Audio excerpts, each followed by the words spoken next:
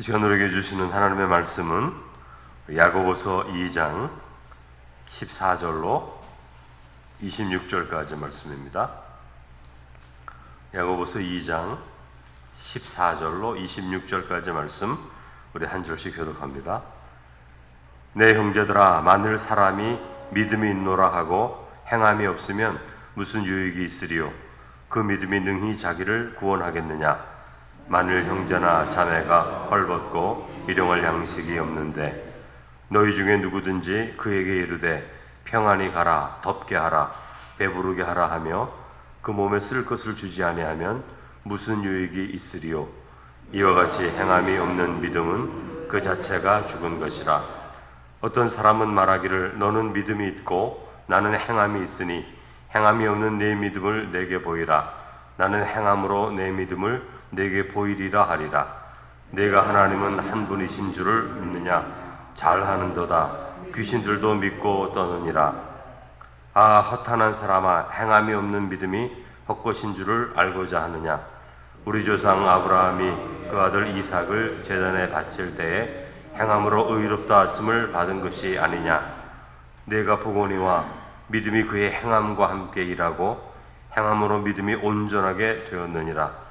이에 성경에 이른바 아브라함이 하나님을 믿으니 이것을 의로 여기셨다는 말씀이 이루어졌고 그는 하나님의 보시라 칭함을 받았나니 이로보건대 사람이 행함으로 의롭다 하심을 받고 믿음으로만은 아니니라. 또 이와 같이 기생 라합이 사자들을 접대하여 다른 길로 나가게 할 때에 행함으로 의롭다 하심을 받은 것이 아니냐? 영혼 없는 몸이 죽은 것 같이 행함이 없는 믿음은 죽은 것이니라. 아멘. 자, 오늘 말씀은 믿음과 행위에 대한 말씀입니다.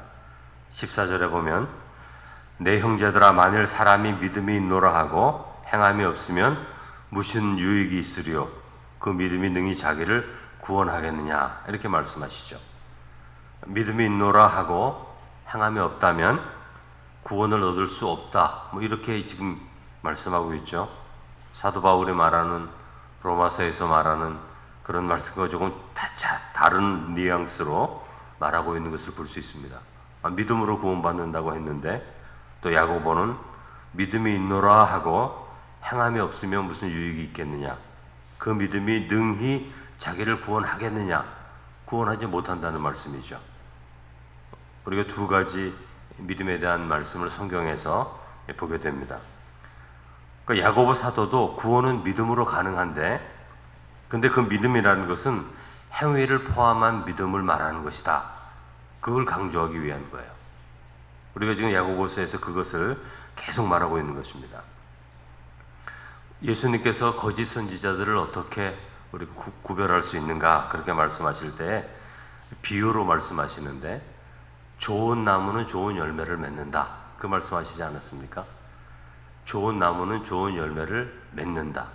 다시 말하면 그 사람이 거짓 선지자가 아니라면 좋은 열매를 맺을 것이다. 그러나 그 사람이 거짓 선지자라면 절대로 좋은 열매를 거둘 수가 없다. 그렇게 말씀을 해주셨어요. 그러니까 믿음은 믿음의 열매를 거둔다는 거예요. 우리가 살펴보면 여러분, 믿음과 믿음의 열매 사이에는 좋은 믿음은 좋은 열매를 거두는데 믿음과 믿음의 열매 사이에는 그 믿음을 지속적으로 순종하는 삶이 있어야 되는 거죠. 그러니까 우리가 믿음을 가지고 있습니다.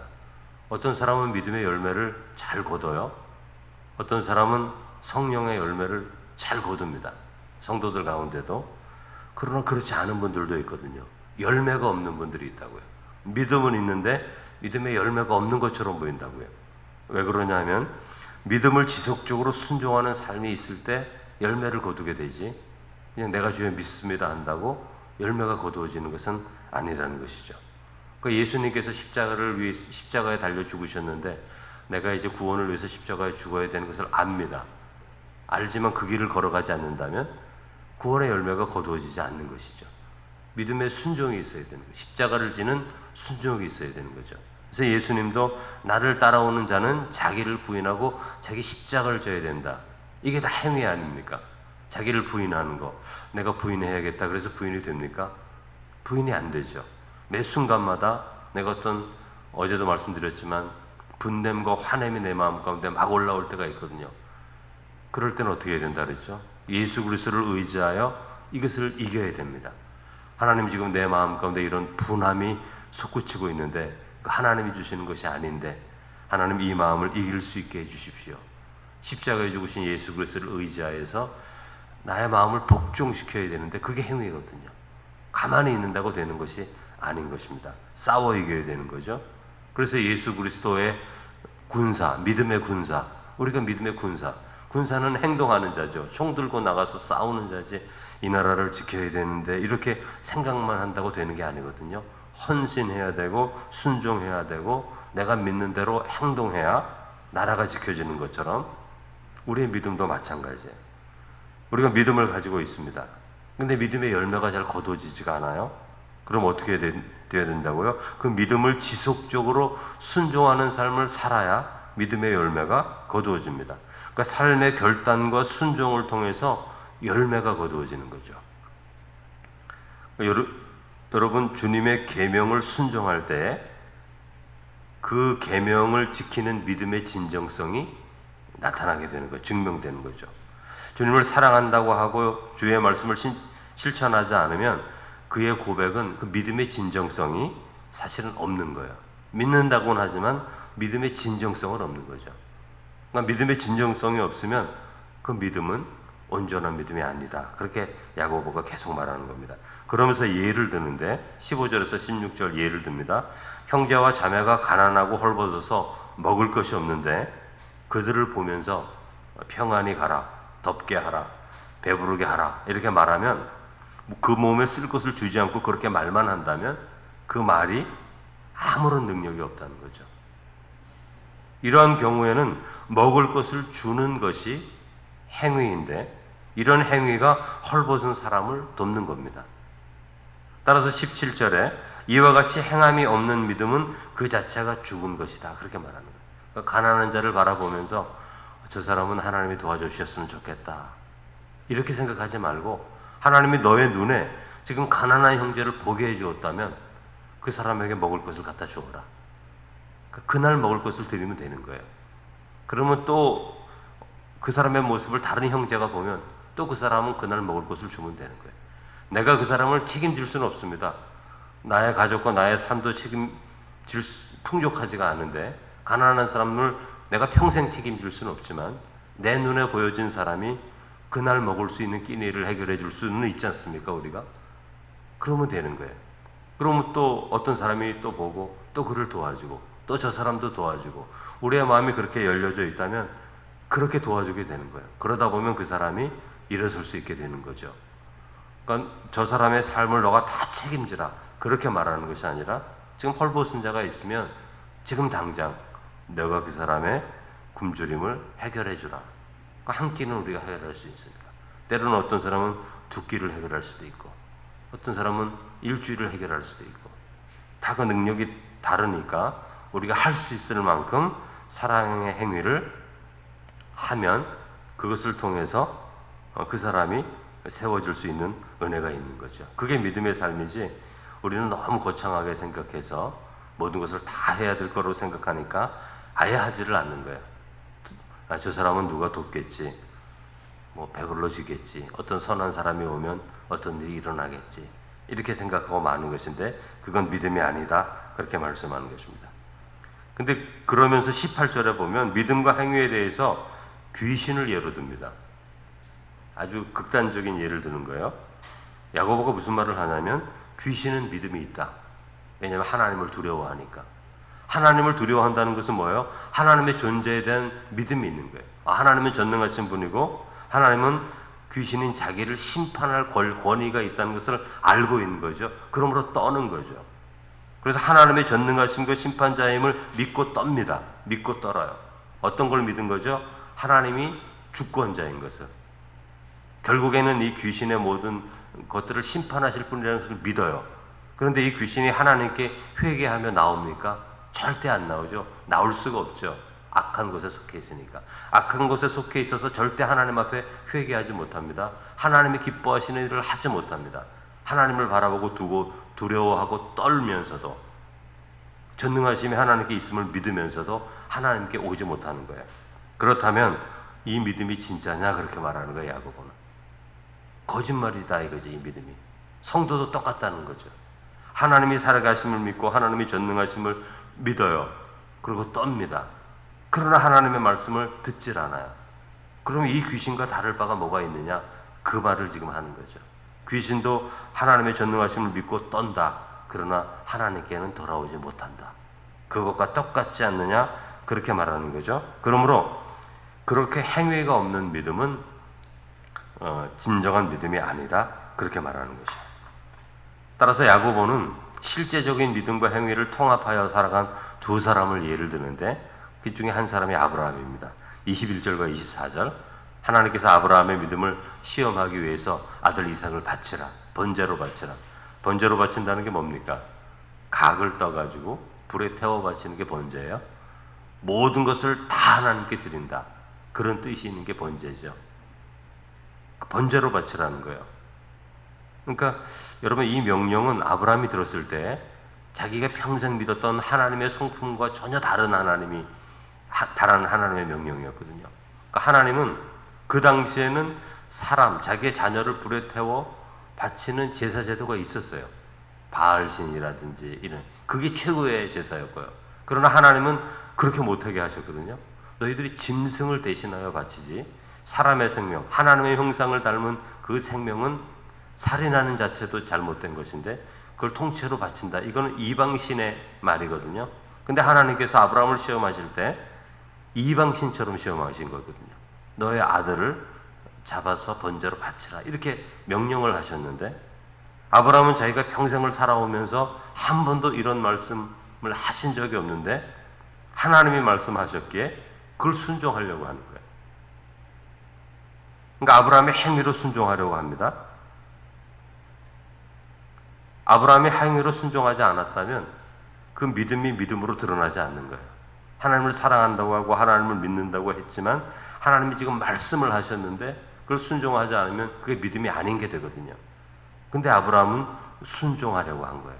그 말씀이 평상시에 하나님이 하셨던 의로운 말씀이 아니었음에도 불구하고 자기가 평생 살아오는 동안 하나님은 신실하신 분이기에 그 신실하신 하나님을 믿고 이것도 하나님의 어떤 뜻이 있을 것이다. 하나님은 의로우신 분이기에 하나님의 뜻이 있을 것이라고 믿고 순종하는 거죠.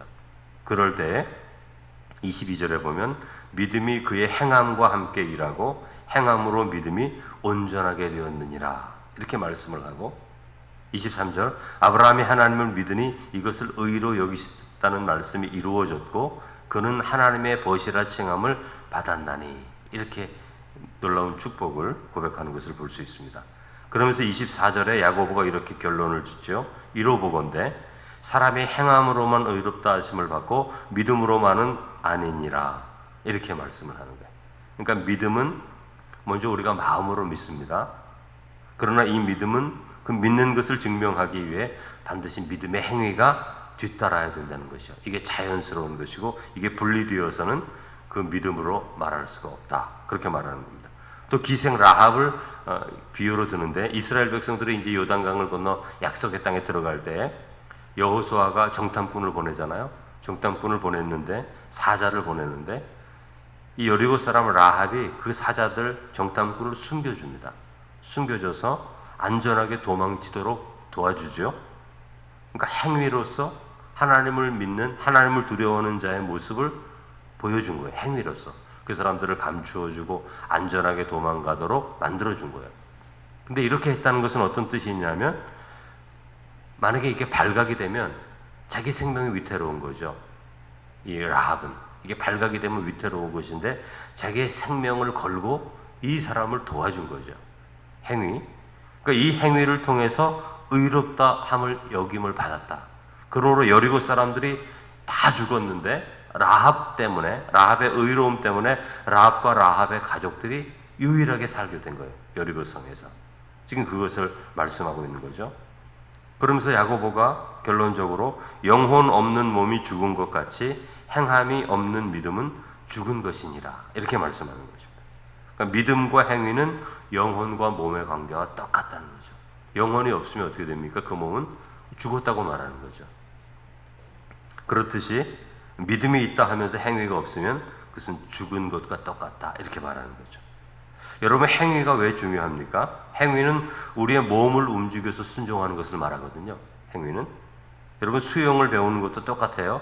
이제 이론을 말해줍니다. 팔을 어떻게 뻗치라, 다리를 어떻게 물에 해야 된다, 이런 말들을 해주지만 결국은 어떻게 해야 돼요? 계속 몸으로 익혀야 돼요. 몸으로 익히지 않으면 이론 안다고 해서 절대 수영을 못합니다. 이론을 간단하게 설명해주고 계속 물에서 첨벙거려야 되죠. 그럴 때 뜨게 되죠. 어린아이들에게 자전거 가르쳐 줄 때도 마찬가지입니다. 핸들을 이렇게 잡아야 되고 발을 이렇게 페달을 밟아야 되고 걱정하지 말고 똑바로 힘을 주고 앞을 보고.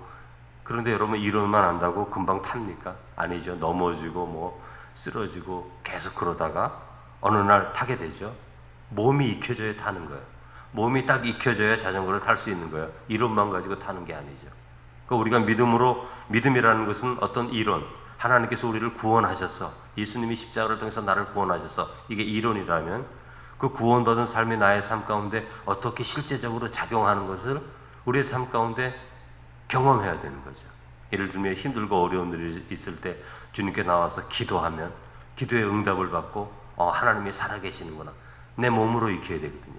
몸으로 익혀야 어떤 어려움이 와도 하나님 앞에 나아갈 수 있게 되는데, 머리로만 알게 되면은 어떨 때는 그렇게 하기도 하지만 힘든 일이 오면 하나님께 나아갈 수가 없어요. 낙심하게 되고 절망하게 되고 그렇게 되는 것입니다. 그래서 모든 것들이 몸으로 익혀야 되는 것이듯이 우리의 믿음의 삶도 결국에는 몸으로 익혀져야 성숙하게 되는 거예요. 몸으로 익혀져야 나의 것이 되는 거예요. 몸으로 익혀진 것은 절대 잊어버리지 않습니다. 한번 자전거를 탄 아이는 그 다음에 쓰러지지 않아요. 탈 수 있어요. 한번 물에 떠서 수영이 되면 잊어버리지 않습니다. 몸으로 익혔기 때문에 평생 잊지를 않아요. 그렇듯이 우리의 믿음의 삶도 하나님의 살아계심을 머리로만 깨닫는 것이 아니라 우리의 삶 안에서 나와 함께 하시는 그 하나님을 몸으로 익히게 될 때 나의 믿음이 되는 것인데, 야고보가 지금 계속 행위를 말하는 것은 우리의 모든 믿음의 삶이 몸으로 익혀져서 잊혀진 바가 되지 않아야 된다. 그걸 계속 말씀하고 있는 것이죠. 우리의 믿음의 삶도 하나님이 우리와 함께 계시고 우리의 삶 가운데 동행하시는 것을 우리의 몸으로 느끼는 믿음의 삶이 되시기를 주님의 이름으로 축원합니다. 거룩하신 하나님 아버지, 계속해서 믿음의 삶을 우리가 나누고 있습니다. 우리가 믿는다 마음으로 수많은 고백을 하지만 어떤 어려운 일이 오게 될 때, 내 스스로 할 수 없는 일들이 오게 될 때 하나님, 그 믿음이 얼마나 나약한지, 하나님을 잊어버리고 인간적인 생각으로 살아갈 때가 얼마나 많은지 모릅니다. 하나님이 기뻐하시는 삶은 믿음과 동시에 믿음의 아름다운 열매를 거두는 것인데, 내가 믿는 바를 나의 삶 가운데 굳건히 지켜 순종함을 통하여 우리의 몸이 하나님의 살아계심을 온전히 믿고 익숙하게 될 때에 우리가 참된 믿음의 삶을 살게 되는 줄로 믿습니다. 하나님이 주신 귀한 말씀을 마음에 간직할 뿐만이 아니라 그 말씀이 진리인 것을 깨달아 그 말씀을 따라 순종함을 통하여, 나의 육신은 순종할 수 없지만 나의 참된 믿음으로 선포하고 결단함을 통하여, 순종함을 통하여 우리의 몸에 익혀지는 신앙의 삶을 통해서 어떤 환경 가운데도 흔들림 없이 아브라함처럼 하나님을 믿고 의뢰하며 살아가는 하나님의 귀한 백성이 되게 하여 주옵소서. 예수님의 이름으로 기도드립니다. 아멘.